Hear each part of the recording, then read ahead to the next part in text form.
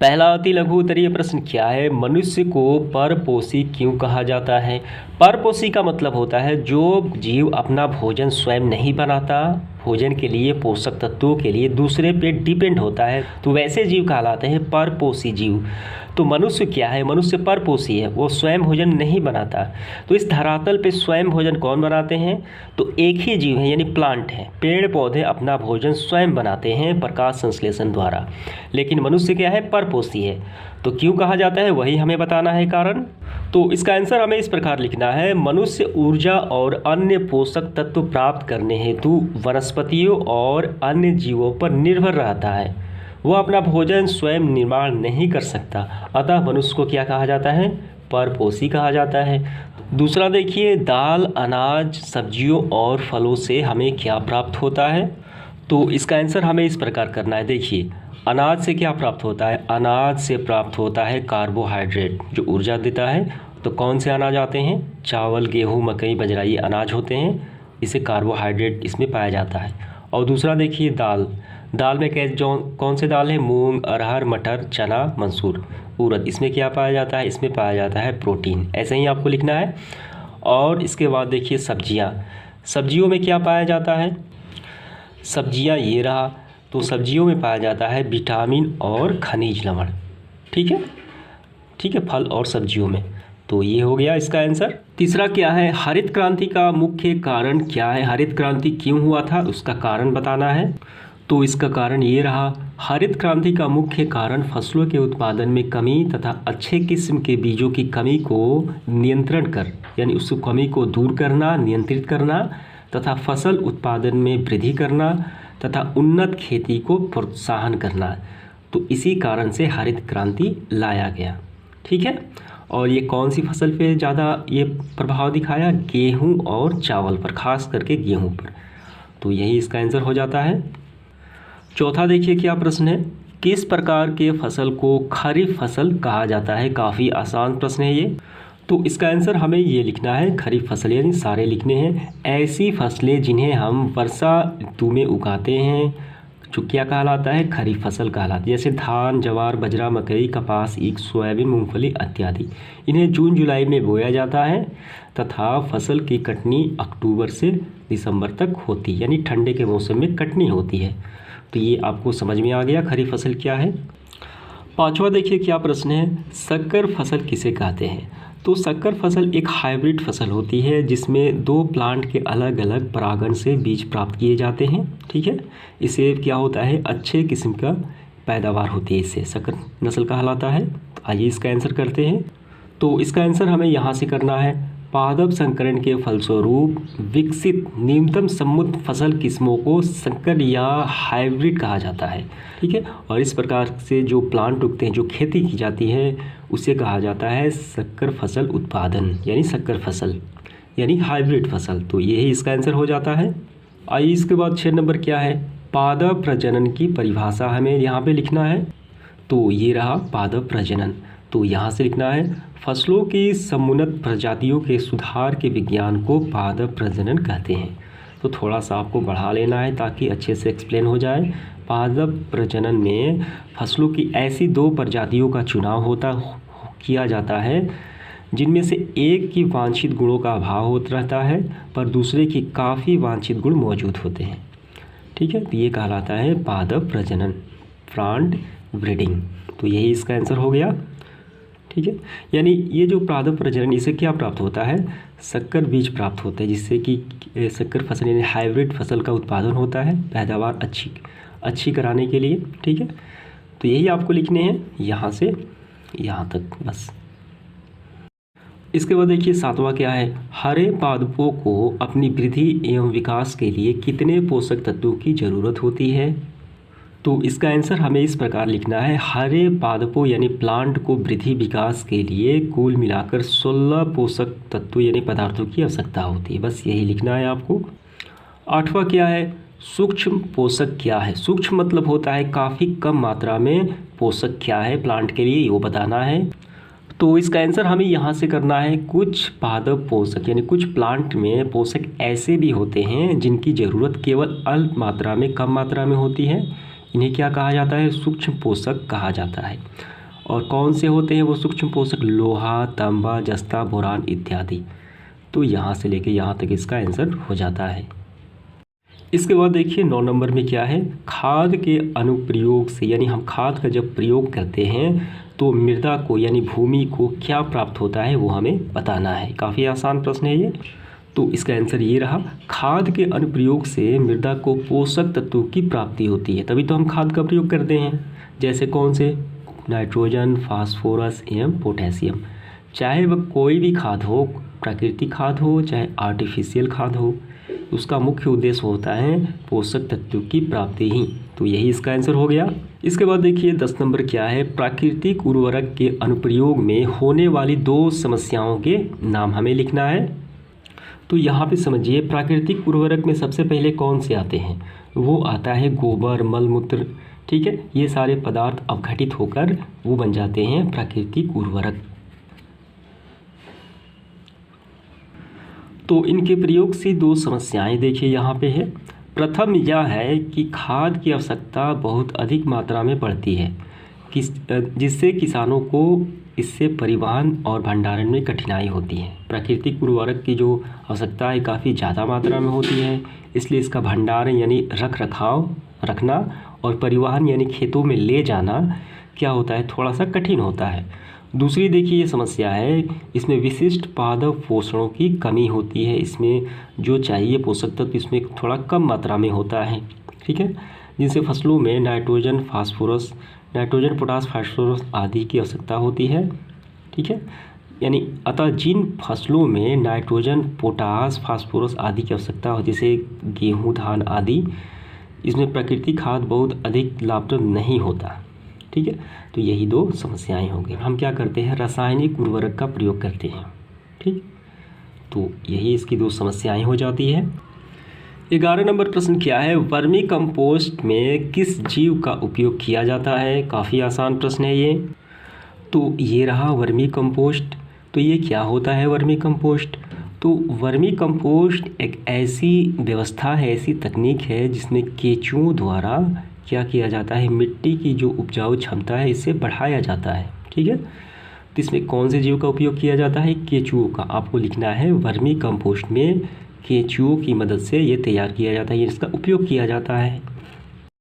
12 number प्रश्न क्या है? किस प्रकार की खेती से एक से ज़्यादा फसल का उत्पादन किया जाता है? तो इसका आंसर हमें लिखना है मिश्रित खेती, ठीक है।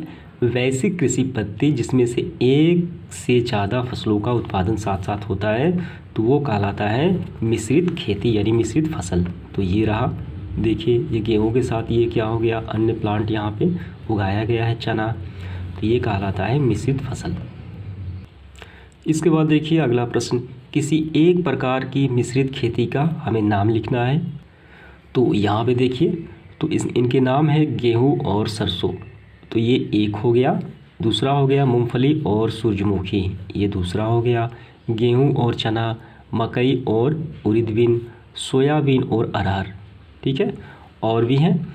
तो हमें सिर्फ एक ही में लिखना है, तो आप लिख सकते हैं गेहूं और सरसों। तो यही इसका आंसर हो जाता है।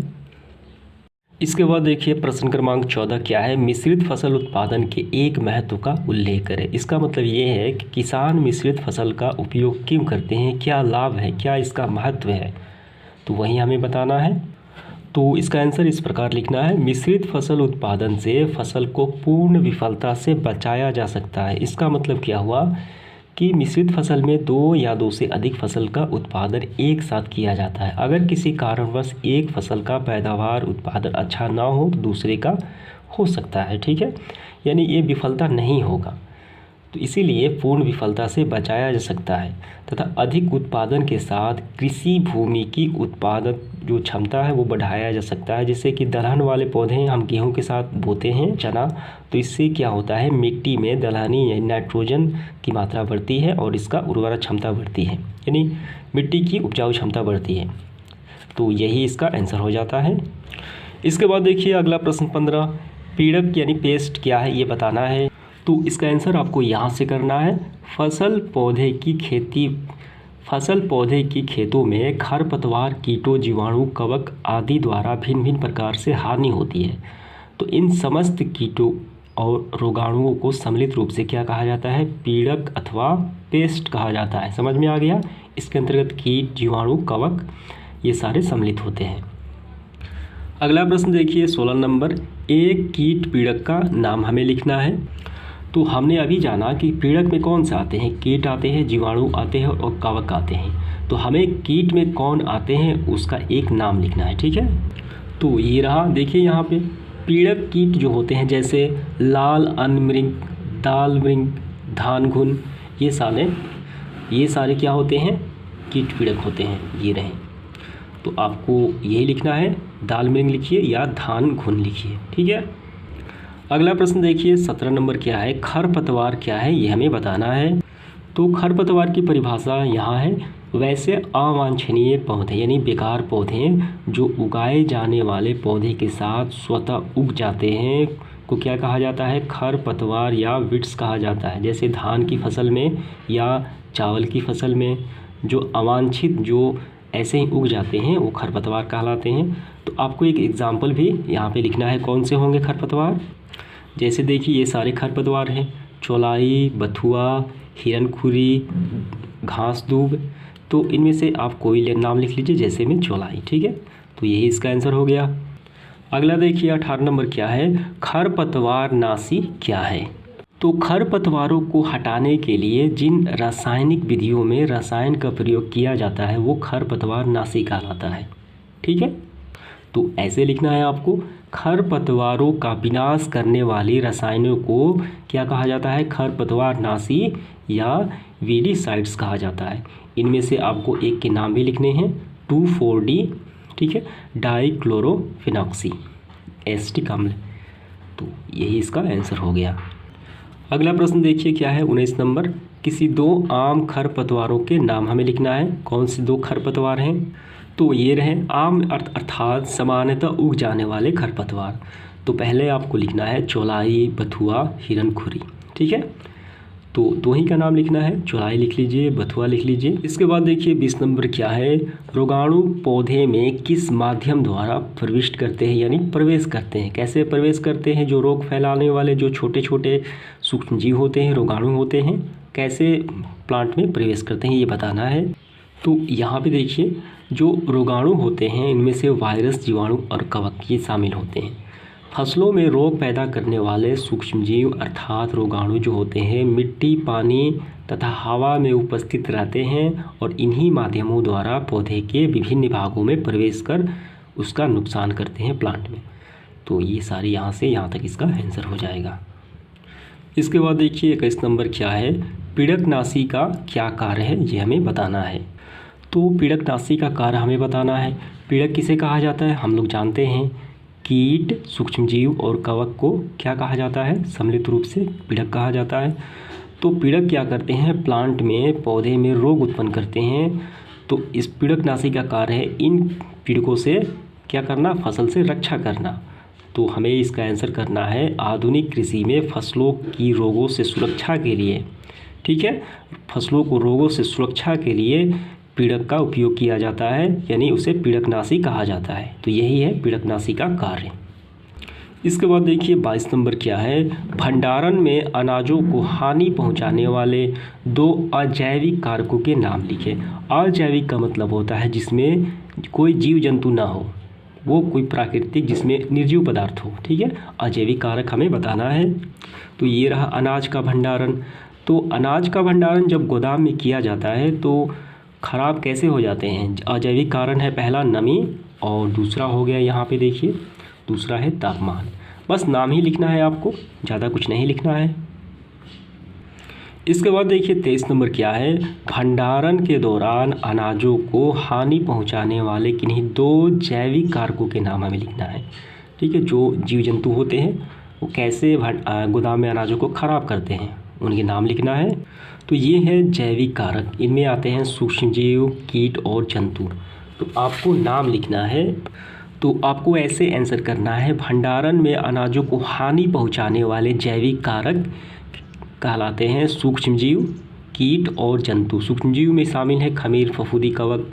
कीट में लाल अनमृग, दाल मृग और धान घुन पकड़े। और जंतु में चूहे, खरगोश और पंछी। तो हमें सिर्फ 2 ही बताना है, तो आप कोई लिख सकते हैं, ठीक है। 24 नंबर देखिए, घूमन किसे कहते हैं ये बताना है हमें। तो घूमन क्या है? तो अनाजों के भंडारण के दौरान जो जैविक कारकों हैं, जो जैविक कारक होते हैं सूक्ष्मजीव, ठीक है, तो उनसे बचाने हेतु एक विशेष प्रकार का रसायन का प्रयोग किया जाता है, जिसमें होता क्या है कि अनाज को अच्छी तरह सुखाया जाता है और घूमन का उपयोग करना उसमें किया जाता है। घूमन क्रिया में देखिए क्या होता है, घूमन क्रिया में कुछ वाष्पशील रसायनों जैसे एल्युमिनियम फॉस्फाइड से बनी गोली निश्चित मात्रा में अनाजों में डाला जाता है। तो आपको आंसर कैसे लिखना है? तो आपको ऐसे आंसर लिखना है कि भंडारण की क्रिया में जैविक कारकों, सूक्ष्मजीवों और रोगाणुओं से बचाने के लिए एक विशेष प्रकार के रसायन अनाजों में डाला जाता है, उसे घूमन कहा जाता है, जिसमें रसायन शामिल है एल्युमिनियम फॉस्फाइड, ठीक है। तो यही आपका आंसर हो गया। अगला प्रश्न देखिए 25 नंबर क्या है, भारतीय वैज्ञानिकों के प्रयास से दूध के उत्पादन में हुई वृद्धि को क्या कहते हैं? इसे कहा जाता है वाइट रेवोल्यूशन, यानी श्वेत क्रांति, ठीक है। अगला प्रश्न देखिए 26 नंबर, दालों के सेवन से हमें मुख्यतः क्या प्राप्त होता है? ये काफ़ी आसान सवाल है। तो हमें प्राप्त होता है दालों के सेवन से प्रोटीन प्राप्त होता है, ठीक है। 27 देखिए, फास्फोरस किस प्रकार का पोषक है ये बताना है। तो यहाँ पे देखिए फास्फोरस जो है वो बृहद पोषक में शामिल है। यहाँ पे फास्फोरस है। बृहद पोषक का मतलब होता है प्लांट को, फसलों को इसकी ज़्यादा मात्रा में आवश्यकता होती है, वो बृहद पोषक कहलाता है। ये इसमें फास्फोरस शामिल है। और सूक्ष्म पोषक यानी प्लांट को इसकी कम आवश्यकता पड़ती है, तो ये शामिल है। तो आपको लिखना है बृहद पोषक। अगला प्रश्न देखिए हमारा क्या है 28 नंबर, गेहूँ किस प्रकार का फसल है? तो हम लोग सभी जानते हैं गेहूँ एक रबी फसल है जो कब बोई जाती है, जो नवंबर दिसंबर में बोई जाती है और मार्च अप्रैल में काट ली जाती है। तो ये रबी फसल है। इसके बाद देखिए 29 नंबर, गाजर घास किस प्रकार का पौधा है ये बताना है। तो गाजर घास एक सामान्यतः उग जाने वाला खरपतवार पौधा है। यहाँ पे देखिए घास दूब, तो ये तो हो गया गाजर घास। इसे क्या कहा जाता है? पार्थेनियम कहा जाता है। तो ये एक खरपतवार पौधा है। अगला प्रश्न देखिए 30 नंबर क्या है, 2,4-D का प्रयोग किस कार्य के लिए किया जाता है? तो ये क्या है 2,4-D? ये एक खरपतवार नाशी है। तो ये एक खरपतवार रासायनिक क्या है? खरपतवार नाशी है। इसका उपयोग खरपतवार को हटाने में किया जाता है, खरपतवार को नाश कर, यानी खरपतवार नाशी इसे कहा जाता है, ठीक है। तो यही आपको लिखना है, ये एक खरपतवार नाशी है, फसलों से इसको हटाने के लिए किया जाता है। अगला देखिए क्या है 31 नंबर, ऐच्छिक गुण वाले गुणों के वाहक डीएनए खंड को एक पौधे से दूसरे पौधे में प्रत्यारोपित कर किस प्रकार की पौधे विकसित किए जाते हैं वो बताना है। तो ये जो प्रक्रिया कहलाती है वो कहलाती है समुन्नत किस्म के पौधे, यानी हाइब्रिड बीज वाले पौधे, जिसमें पादन संकरण द्वारा इसमें क्या किया जाता है, एक कम गुण वाले और एक अधिक गुण वाले पौधे का अंतिम संकरण कराकर एक नए बीज का निर्माण किया जाता है। इसे हाइब्रिड या पादप संकरण कहा जाता है। तो आपको लिखना है समुन्नत किस्म हाइब्रिड, यानी पादप संकरण, संकर बीज। अगला प्रश्न देखिए 32 नंबर हमारा क्या है, किस प्रकार की खेती में रासायनिक उर्वरकों, पीड़कनाशियों तथा अन्य रसायनों का उपयोग कम से कम किया जाता है, वो खेती का नाम हमें बताना है। तो वो खेती कहलाती है कार्बनिक खेती, जिसमें रासायनिक उर्वरक, पीड़कनाशियों का अन्य रसायनों का उपयोग काफ़ी कम किया जाता है। आपको लिखना है कार्बनिक खेती। इसके बाद देखिए 33 नंबर में क्या है, सल्फर किस प्रकार का पोषक है ये बताना है। तो ये रहा, सल्फर कहलाता है बृहद पोषक, यानी प्लांट इसे ज़्यादा मात्रा में उपयोग करते हैं, ठीक है। इसके बाद देखिए इस सेशन का आखिरी सवाल 34 नंबर क्या है, खेतों से खरपतवारों को हटाने की प्रक्रिया क्या कहते हैं इसे। तो ये आपको बताना है, इसका आंसर कमेंट करके, नहीं आएगा तो मैं यहाँ से रिप्लाई कर दूँगा, ठीक है। तो समाप्त होता है आज का सेशन, मिलते हैं इसके अगले वीडियो में, धन्यवाद।